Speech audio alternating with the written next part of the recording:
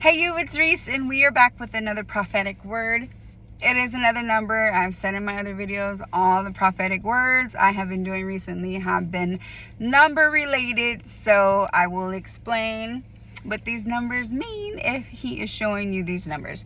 All right, the number we are on now is number 404, 404.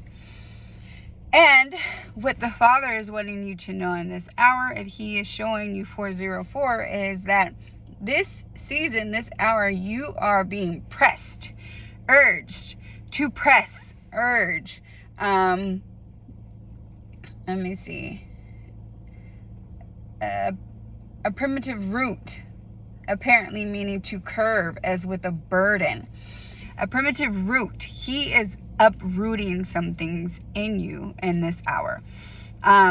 This could be because you are in your promised land and he is about to start giving you those promises that he's been showing you or telling you. Or you may not be in your promised land, but he is still pressing. He is still pressing because you got to get crushed. He needs that oil. He needs you oozing with oil. And the more he presses, the more oil. It hurts. It hurts. But it's very necessary.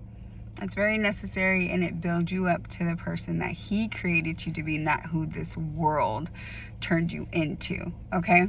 So you're being pressed in this hour if you're seeing 404. But those of you that are in your promised land and he's about to start making those promises manifest, this is also a refreshing for you.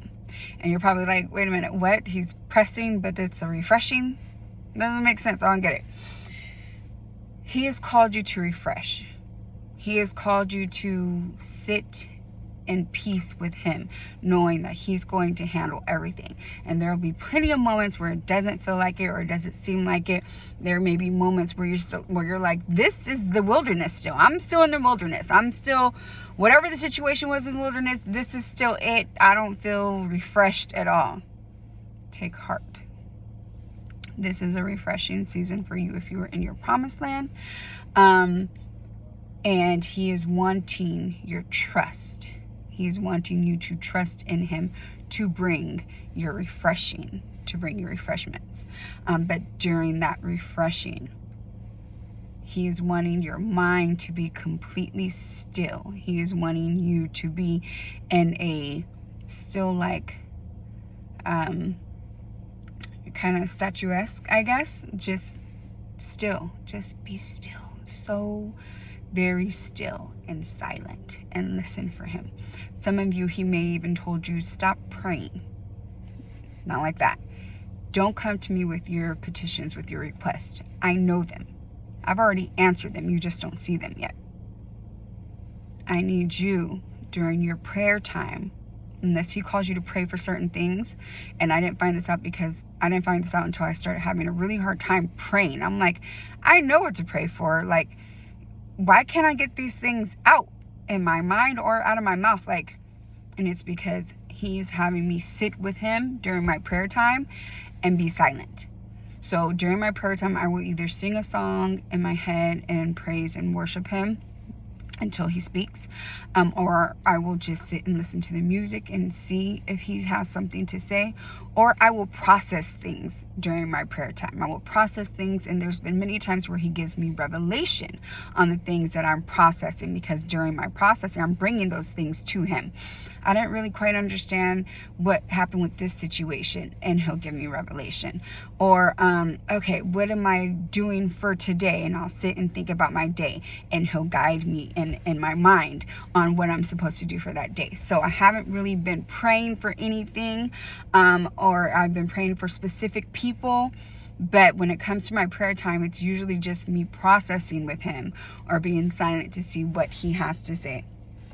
So in your refreshing, he is wanting you to be so still and quiet,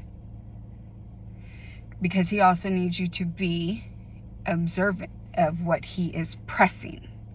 There are things that either he has used other people to bring out of me or to show me. Those are things that I'm still struggling with, or to show me, hey, these are certain habits or mindsets you picked up in your wilderness. I need you to drop those now. How you wanted to, pretty much pinch pennies in the wilderness because you had to. Not that he wasn't providing, but he was showing me how to steward my finances, to steward everything, and to be grateful, to be appreciative. But now, of course, I'm still stewarding my finances, but he's had me spend money on things where I'm like, wait a minute. And then I was like, you know what? Okay, you're telling me, fine, I'll do it. You're going to replace it because you're telling me to do it, but I'm not about to trip on this. I'm not about to worry about it. I got bills and stuff still, haven't fully paid those off, and you wanted me to pay a lower amount than I was going to pay. All right, whatever the case is, you said so you're gonna handle it, and I'm not about to worry about a thing, and I haven't been, and I won't.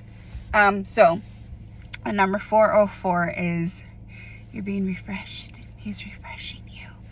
He's refreshing you. Some of you that he told you to get new clothes, start wearing your new clothes. Start wearing your new clothes. Step out. Show your face for a minute. If he tells you to. If you're stuck in the house or, whatever, yeah, don't.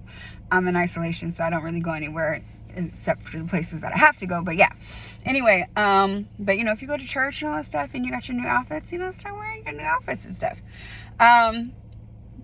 But also, you are being pressed in this hour as well, because he's needing to take those things that you may have picked up during your wilderness, or those things that you never fully got rid of out of your wilderness, and he's wanting to snatch those, because you can't take them with you when he starts blessing you with the promises in your promised land.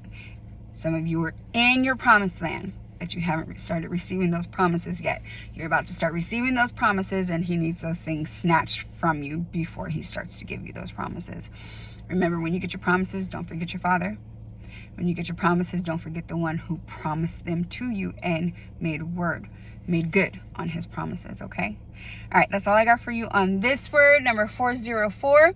Until next time, remember, God loved you then. No matter what you did back then, he loves you now, no matter what you're doing now. And I'll love you in the future, no matter what you may do in the future. God loves you, and he calls you righteous, so stay righteous. And I'm out. Bye.